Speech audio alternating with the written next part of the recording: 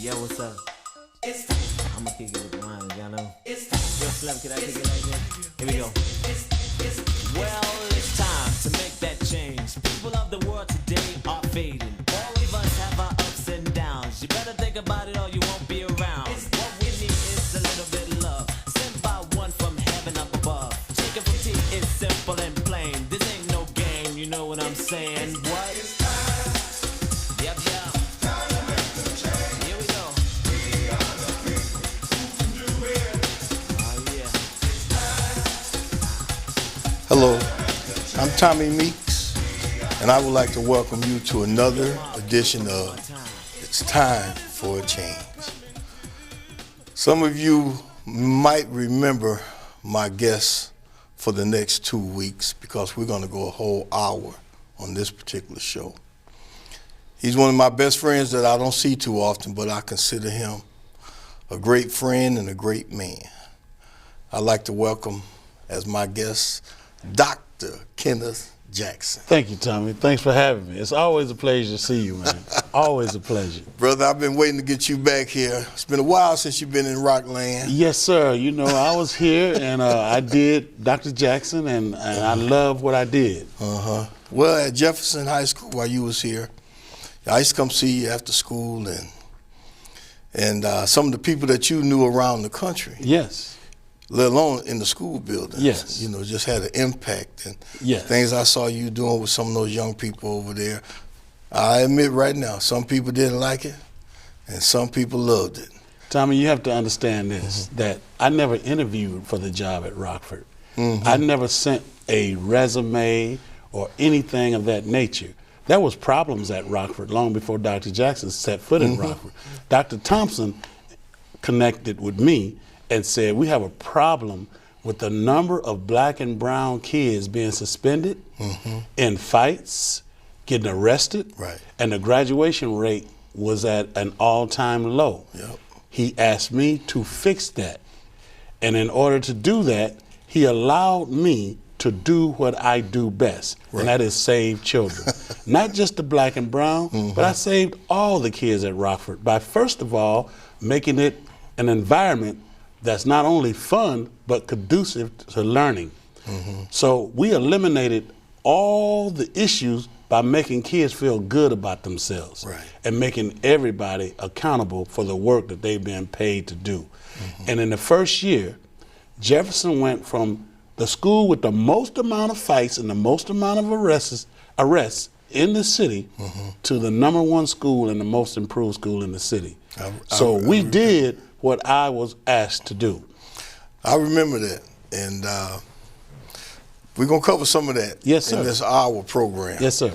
But, you know, a lot of times we just got out of Black History Month. I wanted to get you here for that, but I had other things I just had to take care of. And this is Women's History Month, or Women's Month, I think. You know, we always got something designed. Let's start out talking about two great women that we both have met. I've met your mother. You've met my mother.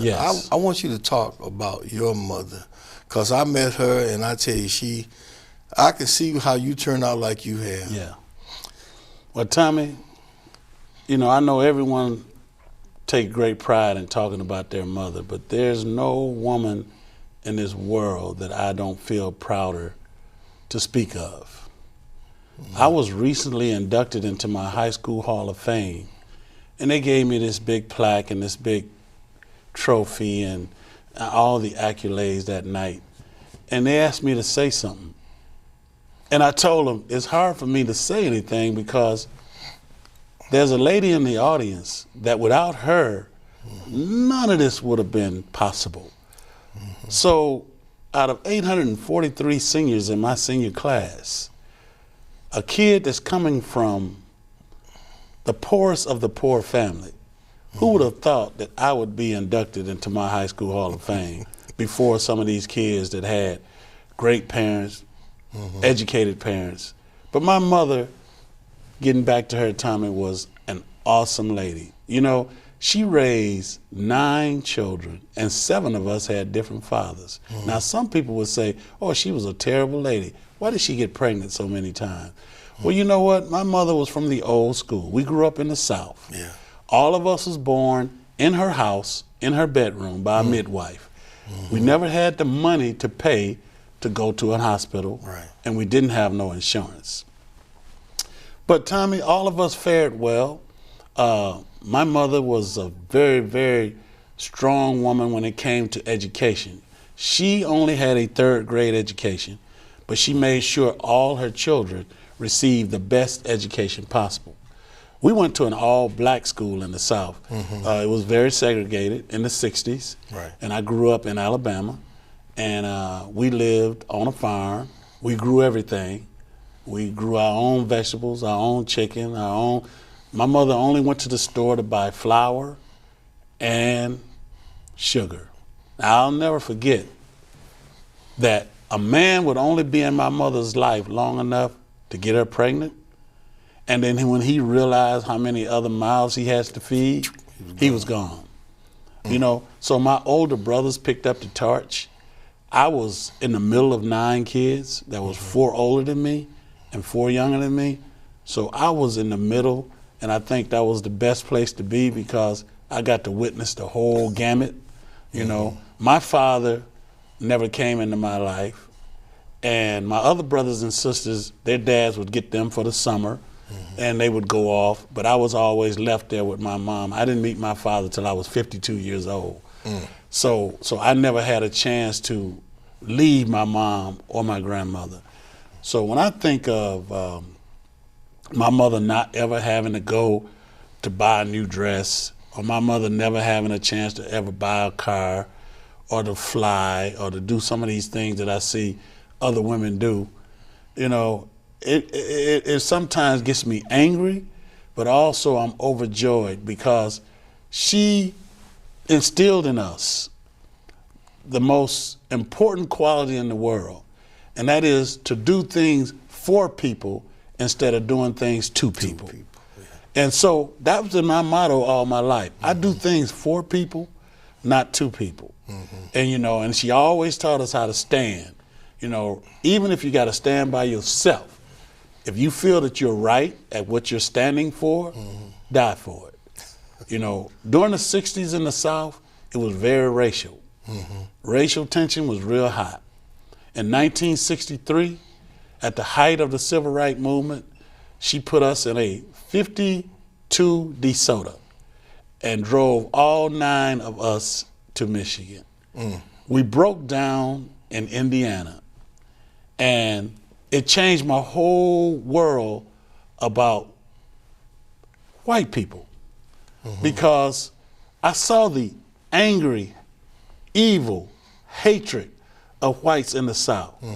But when we broke down in Indiana, a strange thing happened to my life.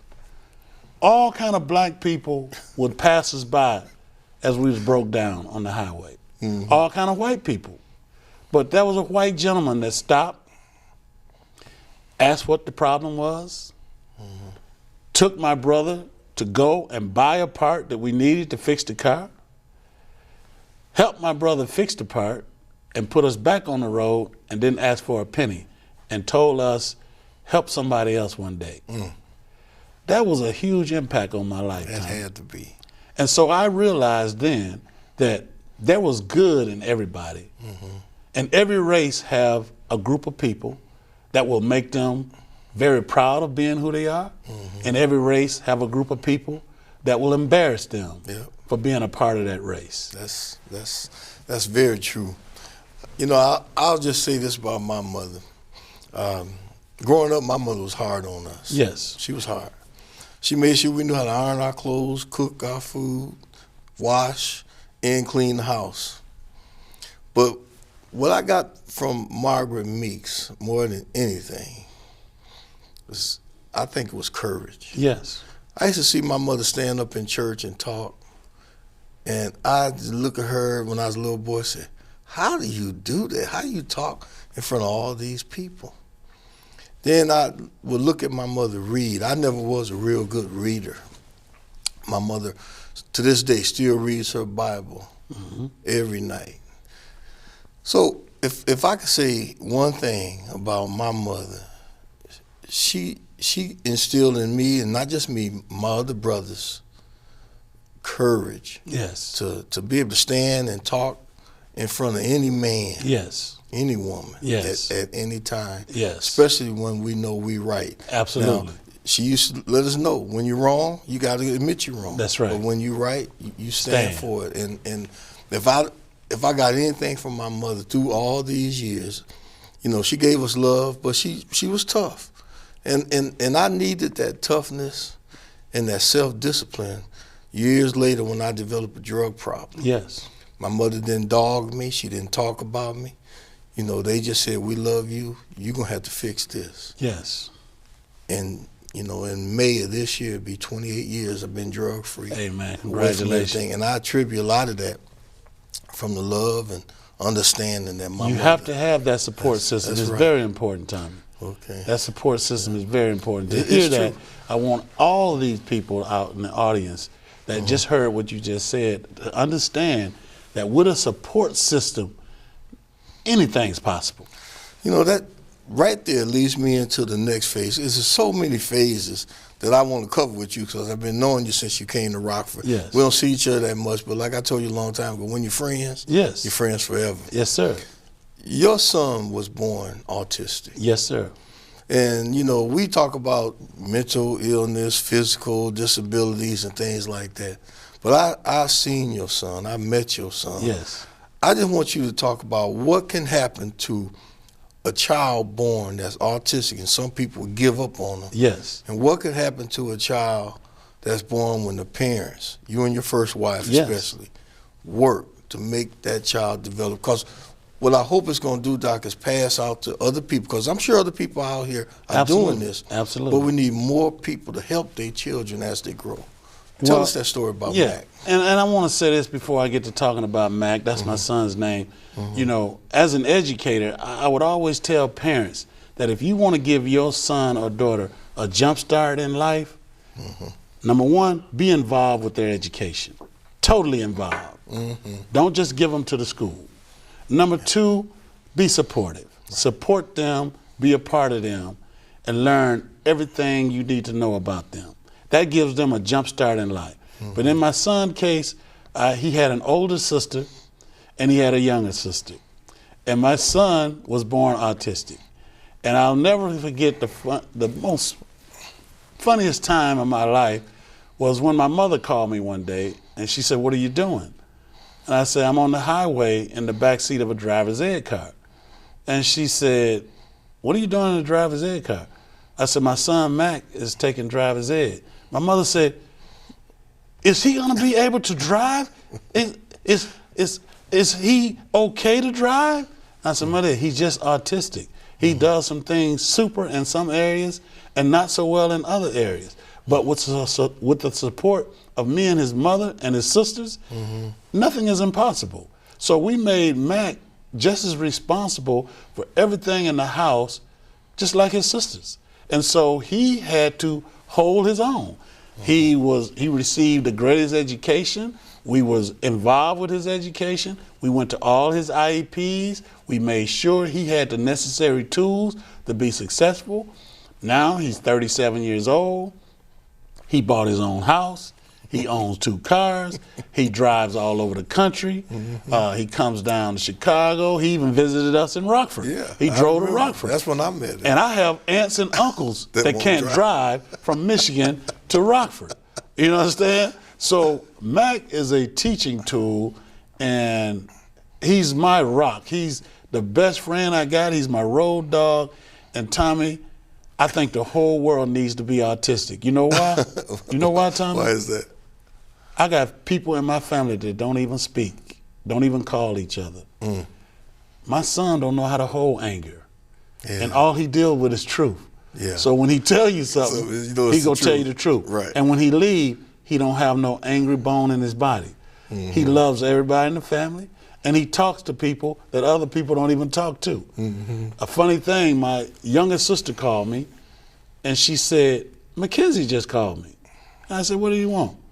"He wished me happy birthday, and he always wished me happy birthday. He remembers my birthday all the time." I said, "Well, you got 8 nephews. How many of them have called you?" She said, "I don't never hear from them." You see, so, you know, sometimes autism, we can learn so much. We can. If we just take the time to think that, okay, it's okay to be different. We live in a society that if you're not like me, something is wrong with you. When in fact, it could be you the problem. You know what I'm saying? Right. So I put myself in his shoes a lot, and he has taught me more than I've taught him. Let's put it that way. I can tell you that. He's taught me, because through his strength, man, Tommy, can't nobody put nothing in front of me that I can't accomplish. Because when I look at my son, hey man, now he's taking college classes. You know, he still have some inadequacies on some basic stuff, but that's where me and his mother and his sisters come in. You know, because he's dating now, and we have to work with him with that, and we have to let him know it's okay to pay for it most of the time, but you don't have to pay for the lady all the time. Yeah. You know, because he's desperate for friendship, and he loves companionship, and he wants to be loved like everybody else. Yeah. So Tommy, I learned so much from my son. It's a beautiful thing. Well, you know, I tell you, I was totally impressed. But you know, when you told me through the years about how you are raised, Mac, it made me focus a lot more on how you are as an educator. Yeah. You know, I've seen the people coming in your office when you were at Jefferson, and part of the reason why I want to get you back here is whether we can get you back in Rockford, I don't know. Yes. But my not-for-profit is going to work on some things to see if we can get you here to work with some of our young people. I do mentoring, and sometimes people may not understand. I mentor to young African-American males that have committed crime.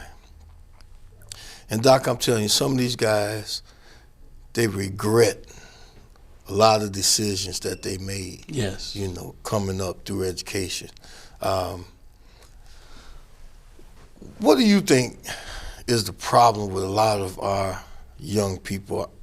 And I'll be honest, I focus on African Americans a lot because, at least here in Rockford, you in Chicago, you know what's going on in Chicago. I see it here in Rockford. Well, Tommy, you know? There's nothing wrong with the job you're doing. We have to get out of this, what somebody else go think about what we doing for a group of people that is in trouble. Let me throw some statistics out at you. Okay. Black boys have the highest dropout rate. Black boys have the highest special ed rate. Black boys have the lowest graduation rate. Black boys have the highest death rate. Black boys have the highest referrals across this country, okay? Black boys have the least fathers in their lives across this country. If our black boys were to develop 4 legs, this country would put them on the endangered species list. Yeah.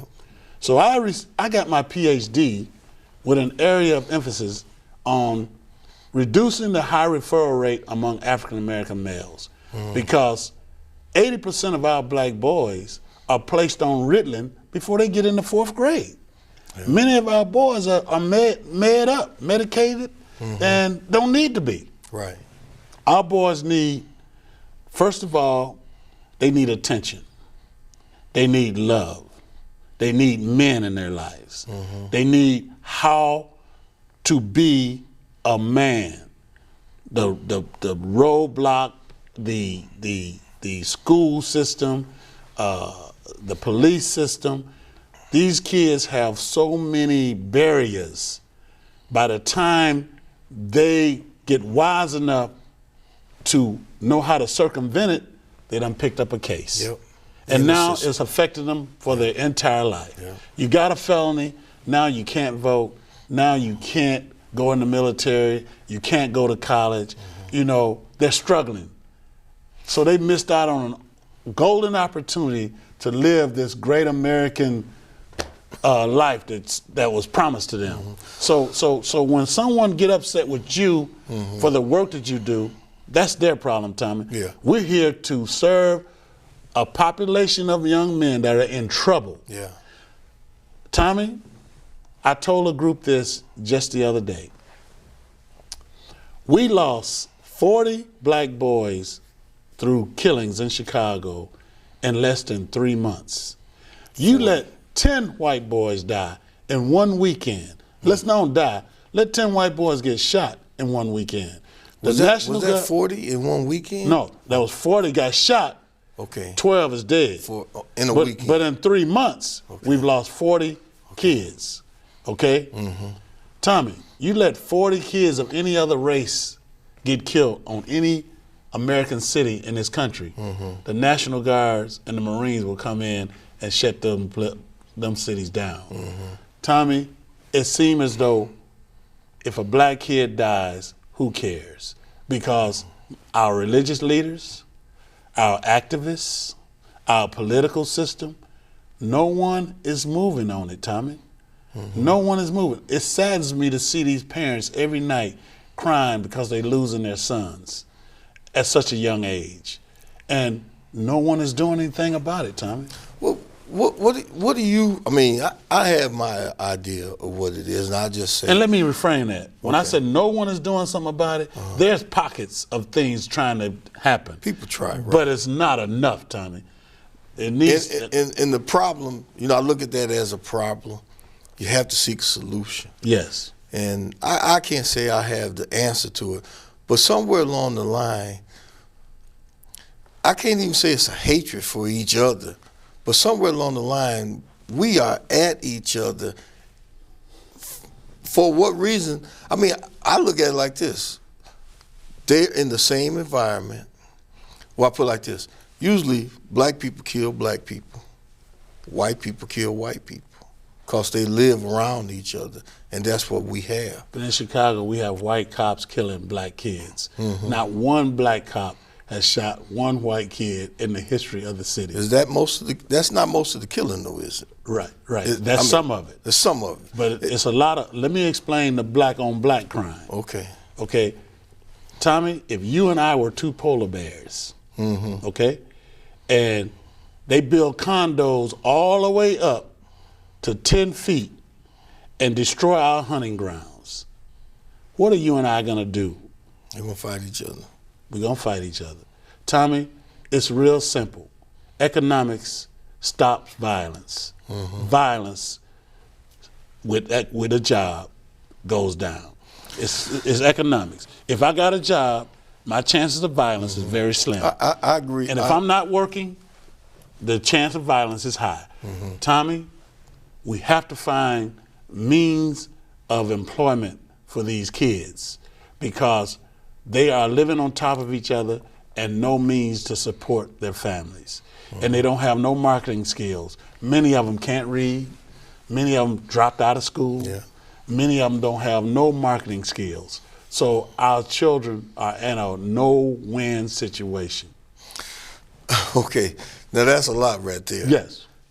How do you fix that? I mean, how do you go back to a guy? Just say some of the young people you might have had when you were at Jefferson, because some of them, I got them. Yes.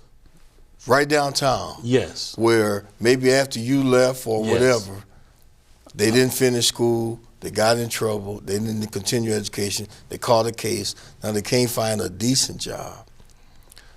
How we fix this stuff?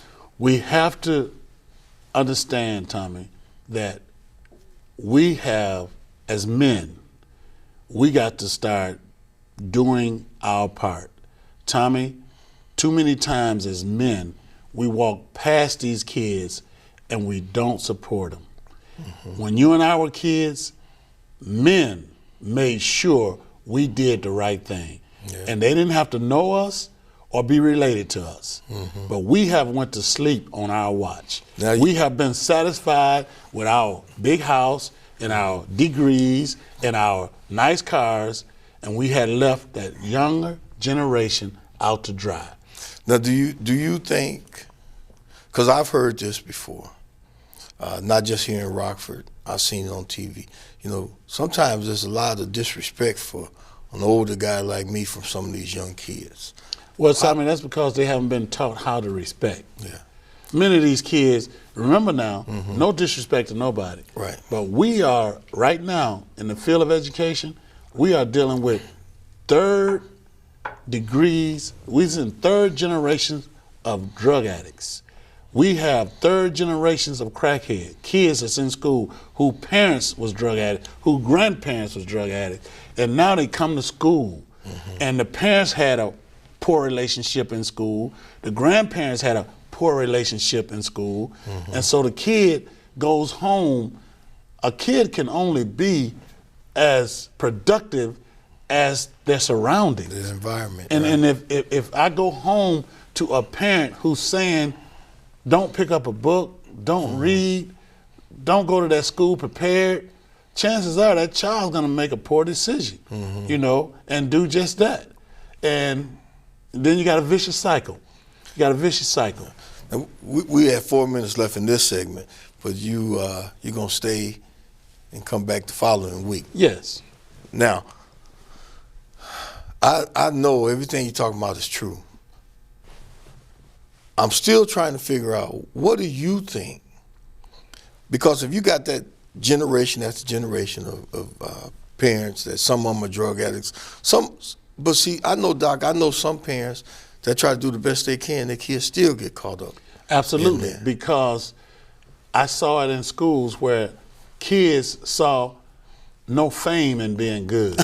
Right. You see what I'm saying? Yeah, I used to see kids that have an ideal situation at home, and they just do bad because it looks good to them in front of their peers.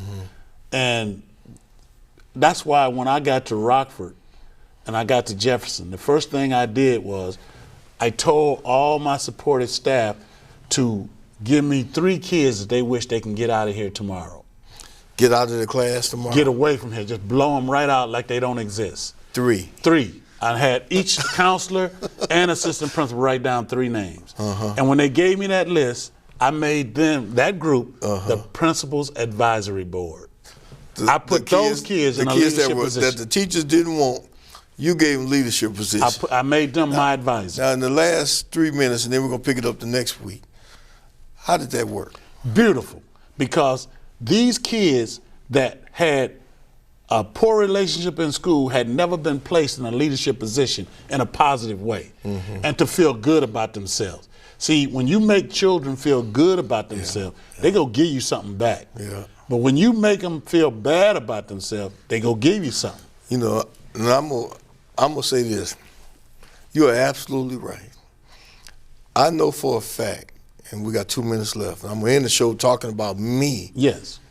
because when I started doing this show, and in April, be 27 years ago, I had been a year clean from drugs, and a lady named Casey McWilliams, I came to, back then it was called Cablevision, and I had been clean for about a year. I had myself together. And I talked to that woman about things in the black community, like what me and you talking about now, politics, race relations. She saw something in me that I didn't even see in myself. It goes back to that courage I told you about, my mother passed on to me. I was scared as you know what to do this first TV show. But she gave me a purpose by letting me start this TV show. Absolutely. And then I had a good job at the same time with my cameraman Kenny helped me get on that, Kenny Burns helped me get on that Federal Express. Okay. I had a good woman, I had gone through a divorce, I had a good wife, Evelyn, and I had 7 kids. So what I'm saying is what you just said, I felt so good about myself 28 years ago. I didn't want to do nothing else wrong to get in the way of messing my life up. Absolutely. And I really believe if we help people, sometimes regardless of age, feel so good about themselves, I think we can change our whole communities. And it takes help from other people. We can. To help people that really need help. And we have to do that. 30 seconds, then we'll pick it up on the second part of the show. In my 30 seconds, I want to say this, Tommy, because we talked about both mothers. Right.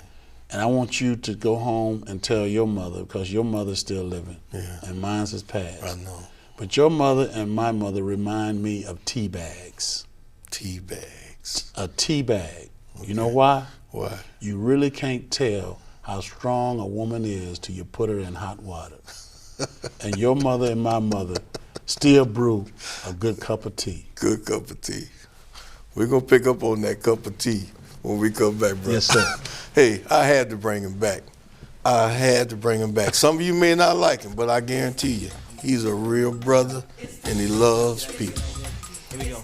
We'll see you in the second half of this next week. That change. People of the world today are fading.